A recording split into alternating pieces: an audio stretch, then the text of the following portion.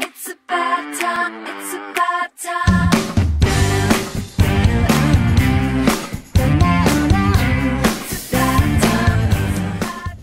Well, hello and welcome to the vlog. I hope you've had a brilliant week. I've been happily dreaming ideas for what I hope will be book 8. I'm going to put together a synopsis and some chapters to show to first my agent and then hopefully to Pam Macmillan to see if I can get their okay to do the next book. So it's quite fun at the moment because I'm kind of playing about with characters and there's no deadline on it and it's just fun.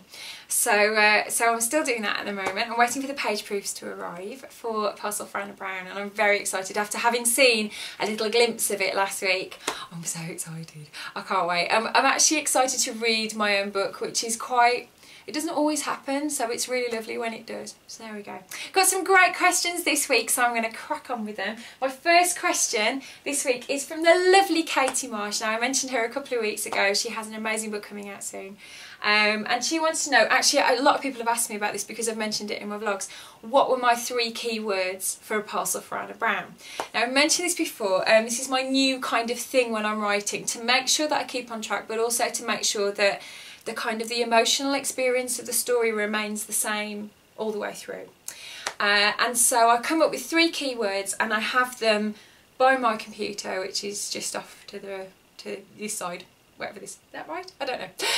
But over that side, so I keep it by my computer and so I make sure that every scene I write, whenever I write it, has those 3 keywords in mind, and then when I read it back, that's going to be kind of my benchmark really. Does it fulfil those feelings? So for A Parcel for Anna Brown, my 3 keywords were warmth, magic and journey, because those are the 3 things that I want you to experience when you're reading the book. And I'm excited that very soon you'll get to read it. Well, it seems like very soon, because it will be going to print very soon. And middle of September at some point it will be coming out. I will have a P-Day, publish date for it, P-Day, very, very soon.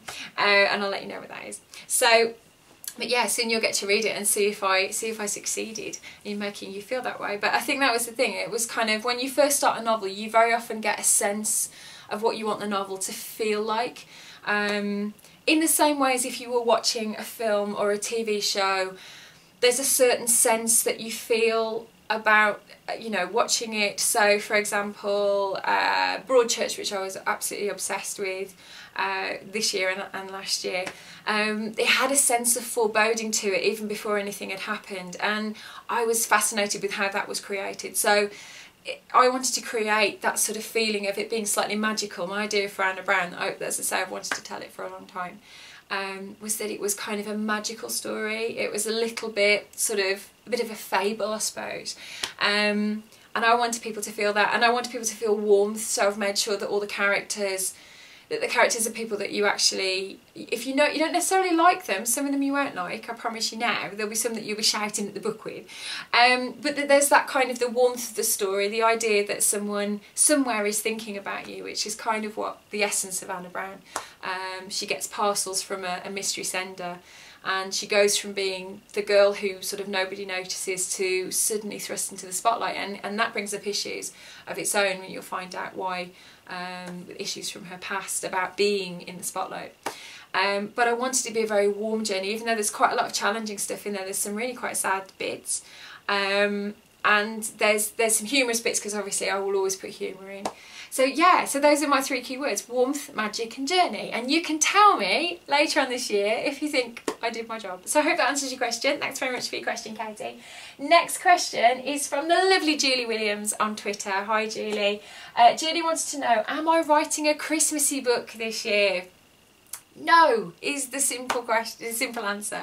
The reason being, partly because Anna Brown's coming out in September, but also because I have got ideas for Christmassy books, and I will work those in sort of future ideas, but I wanted Anna Brown to be something that kind of stood out. It will feel magical, so hopefully the kind of magic that you want from a Christmas story will be in the book. And because it's about gifts as well, I think it gives the feeling that you have about, you know, a lovely warm Christmassy story without the snow and the tinsel and the reindeers and all of that. At some point I would love to write a straight Christmas novel, and I have an idea that I've kind of been just writing for fun. You know, that I always have projects that I kind of keep for fun to keep reminding me why I want to do what I'm doing.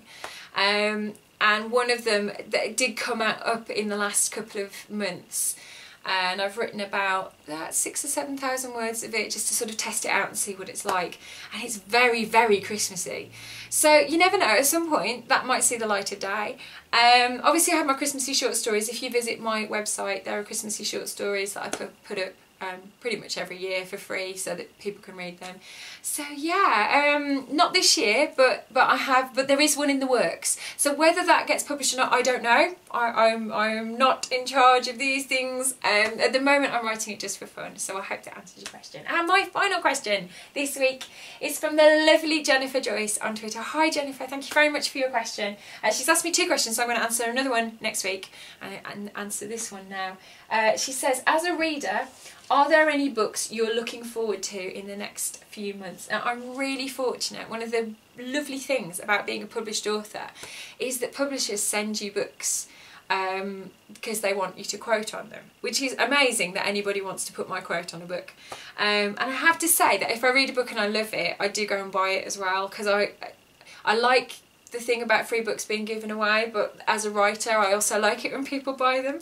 So I do, if I quote on someone's book, if you see my quote on a book, I've always gone and bought a copy, probably several copies, because I probably bought it for my mom and I've recommended it to friends and things as well. Books coming out that I have read that I will tell you right now you need to go and buy. The Day We Disappeared by Lucy Robinson, which by the time you see this will already be out. Go and buy it, treat yourself, it's incredible. You think it's one thing and then it's something else, and it's beautifully written, and I love Lucy to absolute bits. I think her books are brilliant, but it's a step on even from her amazing books that I've loved. It's just something else. Go and buy that one.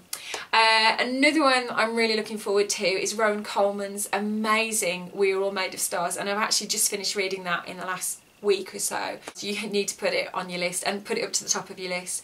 It will absolutely destroy you, and it will also make you fall in love with life. That's all I can say. It's brilliant. Another book that I've read, which just, again, there's so many good books. I think we're really spoiled as readers this year. There's some fantastic books coming out.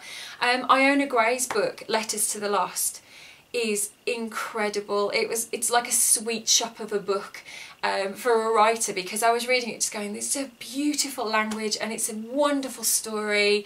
You get totally swept up in it. It could absolutely be a film, and if it's not a film, it will be an absolute crime. It's a beautiful story, and I guarantee it will leave you with the biggest book hangover ever. I'm still thinking about it now, and I read it a month ago, 2 months ago. So that's Iona Gray's Letters to the Lost. And the last one that I am looking forward to so much, I can't tell you, is that obviously it's been announced that Terry Pratchett's last book is coming out. I think it's coming out sometime this year, not sure when, but I will be pre-ordering my copy because I love him and I miss him, and it's the first time really that we've lost an author that I've actually felt is like a friend. So yeah, I'm really looking forward to that one. So I hope that answers your questions. Thank you for your brilliant questions, as ever. There's always room for more. What you have to do is put a question underneath, or leave a comment or your question underneath this vlog. You can tweet me at Wordsmith, you can reach me on Facebook, Miranda Dickinson Author, or you can email me, mirandawordy@gmail.com. That's it for this week, but I'll take care and have a great week, and I'll see you soon. Bye.